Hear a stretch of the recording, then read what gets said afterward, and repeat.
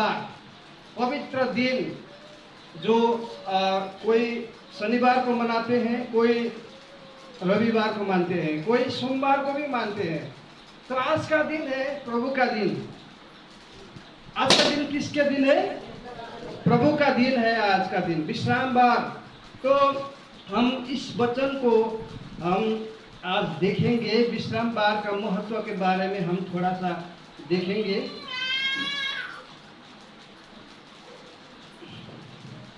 पवित्र दिन, आज का दिन पवित्र दिन बोला जाता है। जो कोई भी अगर पवित्र दिन को मानेंगे, एक अजीब घटना उनके जीवन में होगा, वो है पवित्र। जो लोग पवित्र दिन को मानते हैं उसी का जीवन ही पवित्र बनता है, सबका नहीं। इसीलिए इस पवित्र दिन को हम मानना जरूरी है। बाइबल में लिखा है 10 आज्ञाओं में से एक आज्ञा है विश्राम दिन को तुम अपने मन से पालन करो। हम इसको एक बार पढ़ेंगे। निर्गमन का किताब 20 अध्याय 8 से।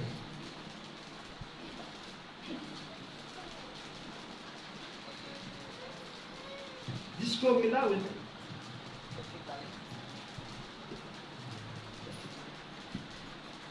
तू विश्राम दिन को पवित्र मानने के लिए स्मरण रखना।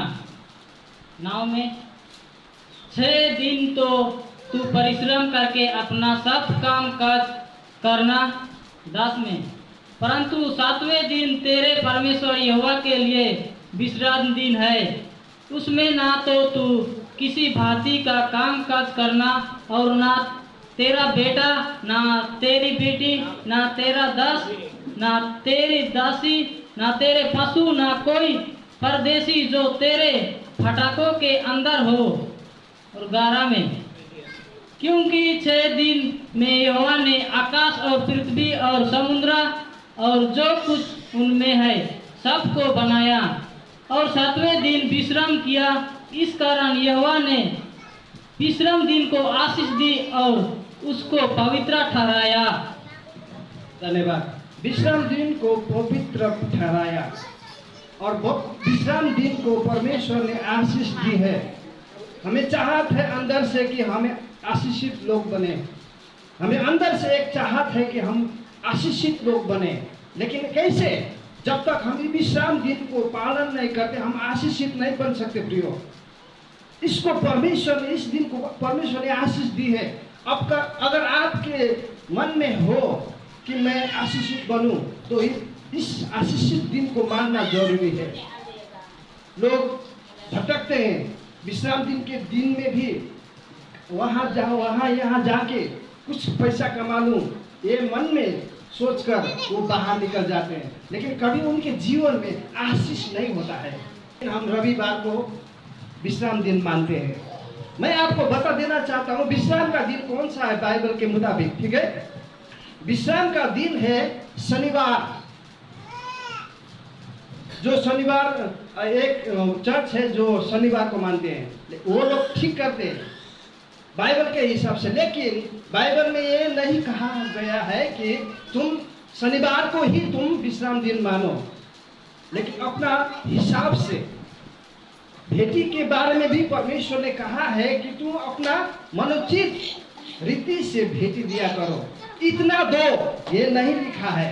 अपने मन से जितना आप चाहते हैं उतना देते हैं। तो हम अपना मन से जो दिन को चाहते हैं उसी दिन को विश्राम दिन मानते हैं। हालेलुया।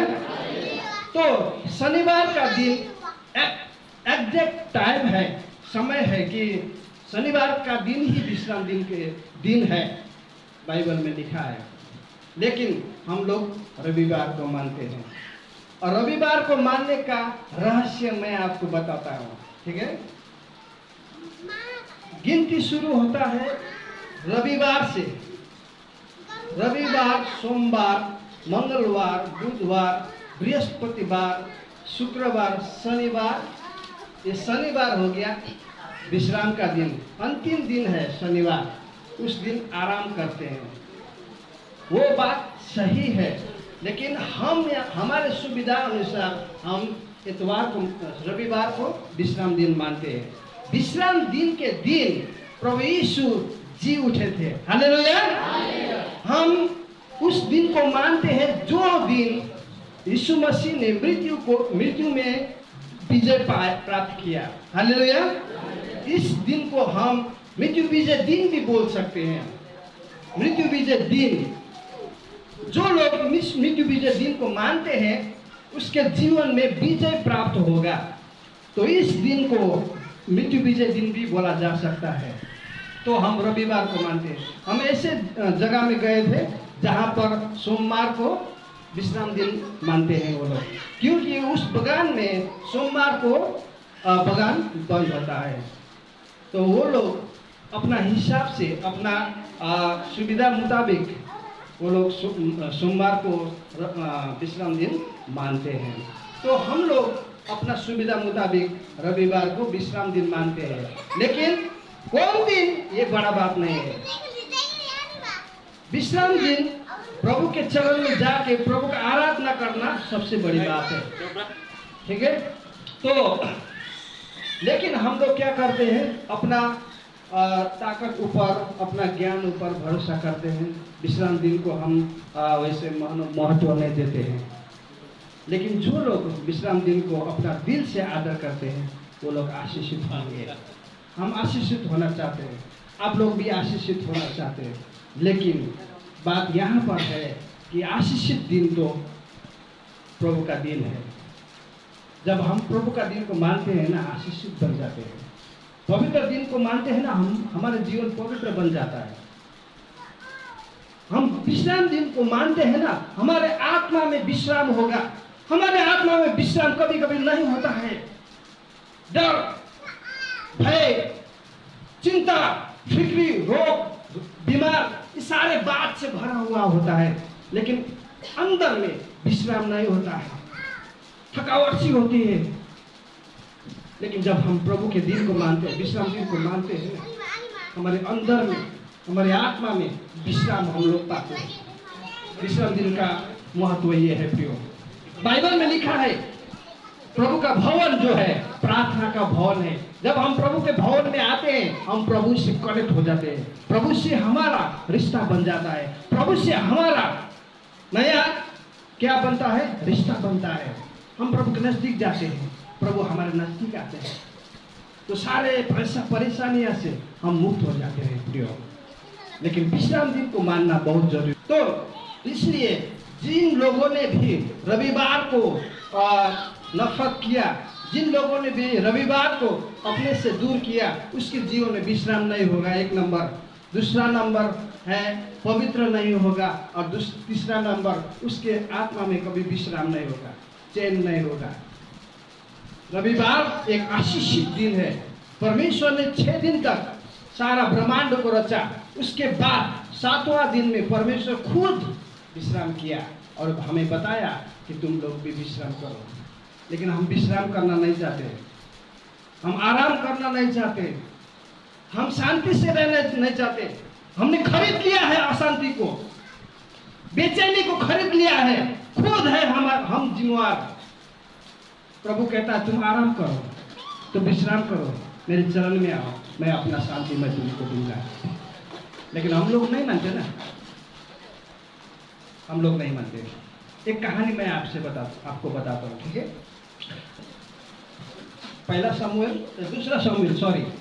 दूसरा शमूएल का किताब 12वां अध्याय। इसमें एक कहानी है, ठीक से सुनिएगा, नहीं तो आप समझ नहीं पाएंगे, ठीक है। एक कहानी है, अगमवक्ता ने बोला राजा को, एक भविष्यवक्ता ने राजा को एक कहानी बताया। वो कहानी क्या था, एक बड़ा अमीर आदमी था, और वो अमीर आदमी का बहुत सारे भेड़ बकरियां था, बहुत सारे भेड़ बकरियां था, ठीक है। और एक गरीब आदमी भी था, उसका सिर्फ एक भेड़ थे।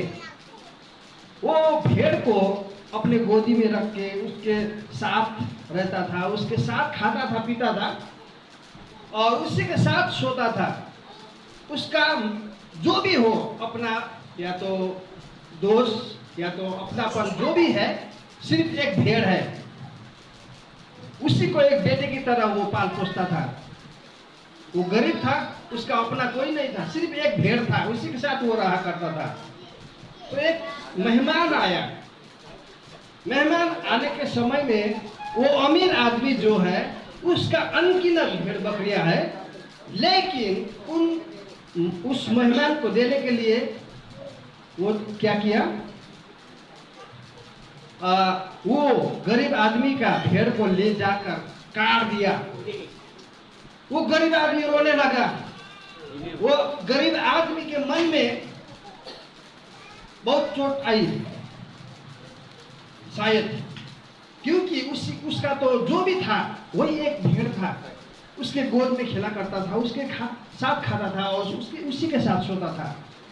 लेकिन वो और अमीर आदमी इतना कपट आदमी कि उसका इतना ज्यादा भेड़ बकरी रहते हुए भी अपने भेड़ बकरी में से एक भी काटने का मन उसने नहीं किया, लेकिन उसी का भेड़ को क्या किया, काट के मेहमान को खिला दिया। ऐसा घटना हमारे जीवन में होता है। हम एक डेमो करना चाहते हैं, ठीक है, डेमो करना चाहते हैं तो दो बच्चे आगे खड़ा हो जाए। हम हमारे पास 6 दिन होता है, सोमवार, मंगलवार, बुधवार, बृहस्पतिवार, शुक्रवार, शनिवार। रविवार को प्रभु का दिन माना जाता है। सारा दिन नहीं मानते हम लोग, सिर्फ 2 घंटा मानते हैं। अंदर के कान को खुला रखिए और दिल को भी खुला रखिए। मैं क्या कहना चाहता हूँ, रविवार का दिन प्रभु का दिन है, लेकिन वो भी 2 घंटा है कि नहीं, 3 घंटा होता है। रविवार को प्रभु का आराधना 3 घंटा होता है, नहीं होता है, सिर्फ 2 घंटा चर्च से जाके अपना काम कर सकते हैं।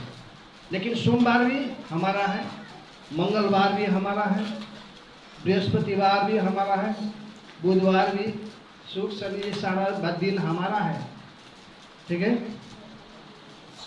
लेकिन जैसे वो अमीर आदमी ने, वो एक ही भेड़ था जिसका संग साथी बोले या तो कुछ भी बोले, उसी का भेड़ को काट के मेहमान को खिला दिया। इतना दुष्ट वो अमीर आदमी। हो सकता है वो अमीर आदमी आप भी हो या मैं भी हो। अपना दिन में से खर्चा नहीं करना चाहते हम लोग। सोमवार आपका है, कपड़ा धो लीजिएगा। किसी के मेहमान जाना है तो अपना दिन में से चले जाए। रविवार को ही जाना है, कपड़ा धोना है, रविवार को ही बाजार जाना है, रविवार को ही मेहमान जाना है। आप अपना दिन को नहीं यूज करते हैं, प्रभु का दिन को यूज करते हैं, प्रभु का दिन को लूटते हैं। बाइबल में लिखा हुआ है कि तुमने मुझे लूटा। जब हम रविवार को जब हम चर्च में नहीं जाते, प्रभु का आराधना करने नहीं जाते, रविवार को ही जब हम मेहमान जाते हैं तो हम लोग लूट रहे हैं परमेश्वर को। यही श्राप, यही चिंता, यही सारे पापों से हम लोग भरे हुए हैं। पाप एक अनदिखा होता है, एक पाप दिखाया हुआ दिखावट होता है, नजर आता है, कोई नजर नहीं आता है। तो हम ये डेमो आपके आगे रखना चाहते हैं। संसार जो है एक, ठीक है, एक यीशु मसीह। मान लीजिए संसार में हम लोग 6 दिन जीते हैं, सोमवार से लेके शनिवार तक, और यीशु मसीह को देते हैं सिर्फ रविवार को, वो भी 2 घंटा, ठीक है। रविवार को हम 2 घंटा देते हैं। उसके बाद तो सारा कितना 22 घंटा तो हमारा हो गया रविवार भी। तो ये डेमो हम आपको दिखाना चाहते हैं, ठीक है।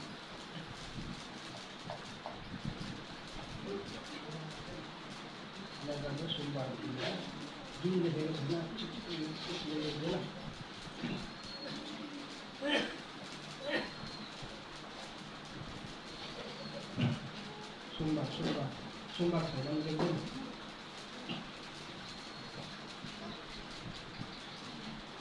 ये बैलून है, इसमें सोमवार है।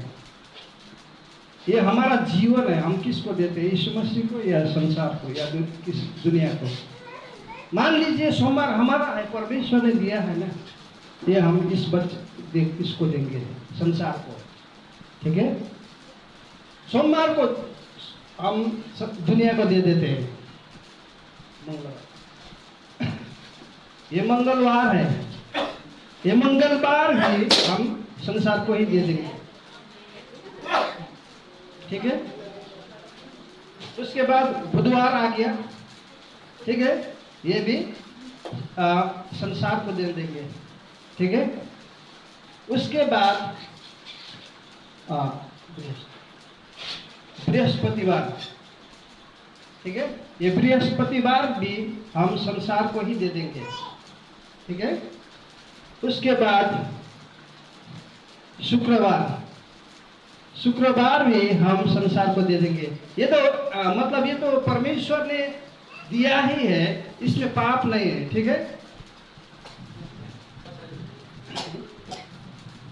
अच्छा, ये है शनिवार है, ये शनिवार भी हम संसार को दे देंगे, ठीक है। और बचा एक रविवार, ठीक है। ये रविवार परमेश्वर को देना है, यीशु मसीह को देना है, ठीक है। लेकिन हम लोग नहीं देते हैं।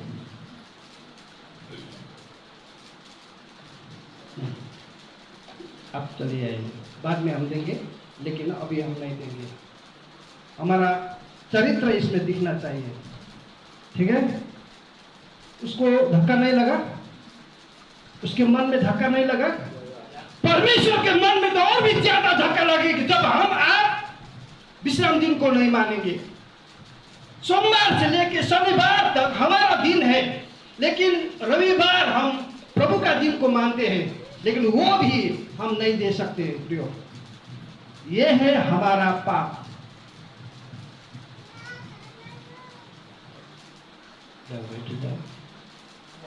बाद में बात लेना, ठीक है। यह है हमारा जीवन। हम प्रभु से प्रार्थना तो करते हैं, प्रभु हमें आशीष दे।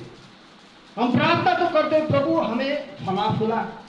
हम प्रार्थना तो करते हैं, प्रभु मैं आशीषित बनना चाहता हूँ।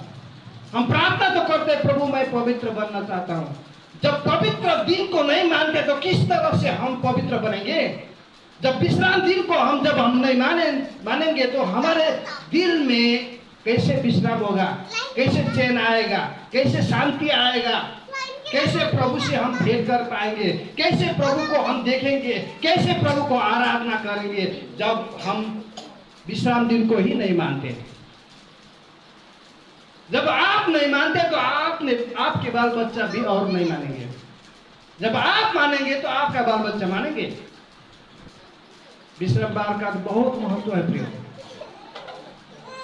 एक बात आप ध्यान कीजिए, गौर कीजिए।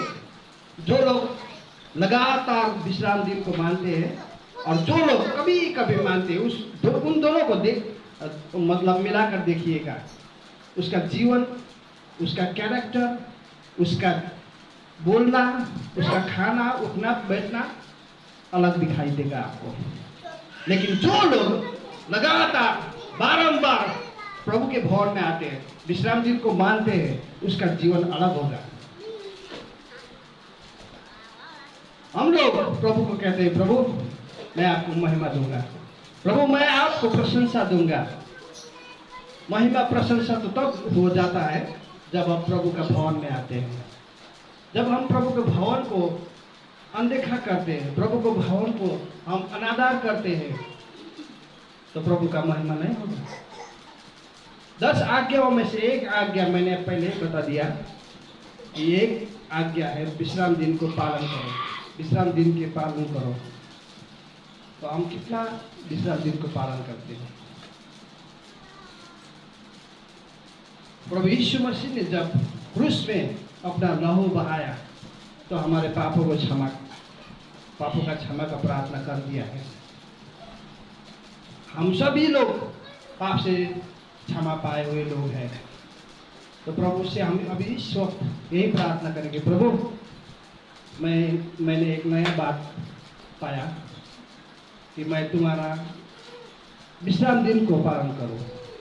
मैं तेरे भवन में आज के बाद कभी नागा नहीं करूंगा, कभी मैं आपके विश्राम दिन को मैं नफरत नहीं करूंगा, बल्कि मैं प्यार करूंगा। ये प्रभु का भवन है। ठीक है, मैं एक गाना गाना चाहता हूँ, वो प्रभु का भवन के बारे में है,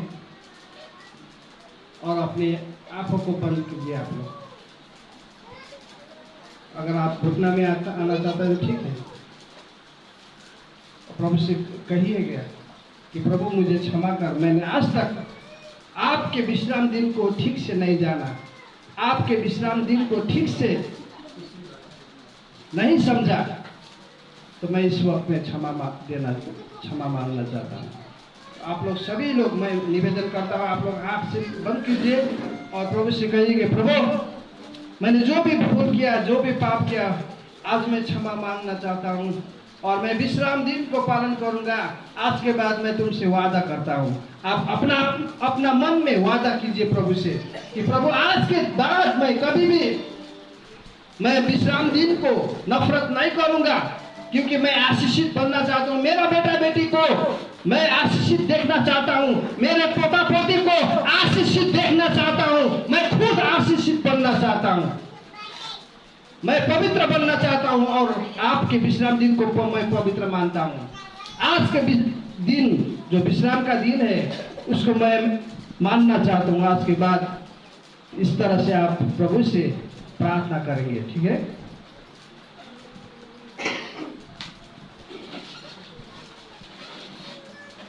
आप लोग प्रार्थना में लगे रहिए इस वक्त। प्रभु मैं आपको धन्यवाद देता हूँ इस वचन के लिए जो आपने मुझे प्रकाश दिया, और आपके परिवार को भी आपने आशीष दिए वचन के द्वारा से। प्रभु तो आपको धन्यवाद देता हूँ मैं। धन्यवाद, आदर, भक्ति, प्रशंसा और महिमा के योग्य परमेश्वर।